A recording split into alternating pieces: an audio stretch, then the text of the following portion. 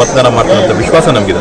ಚುನಾವಣೆಯಲ್ಲಿ ಯಶವಂತಪುರದಲ್ಲಿ ಮಿಂಚಿನ ಪ್ರಚಾರವನ್ನ ಮಾಡ್ತಾ ಇದ್ದಾರೆ ಜೆಡಿಎಸ್ನ ಅಭ್ಯರ್ಥಿ ಜವರಾಯಿ ಗೌಡ. ಒಕ್ಕಲಿಗ ಮತಬುಟ್ಟಿಗೆ ಕೈ ಹಾಕೋದಕ್ಕೆ ಮಾಸ್ಟರ್ ಪ್ಲಾನ್ ಅನ್ನ ಹಾಕಿದ್ದಾರೆ.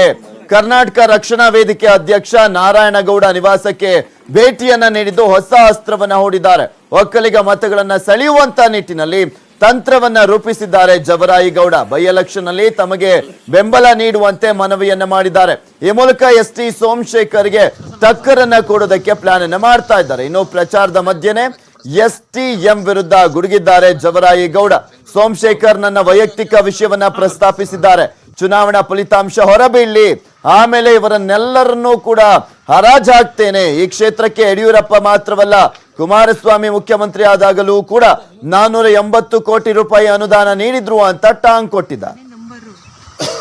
ಪ್ರಸನ್ನ ಟಿವಿ 9 ಬೆಂಗಳೂರು. ಹೋಗ್ಬಿಡಿ ಸರ್ ಆಮೇಲೆ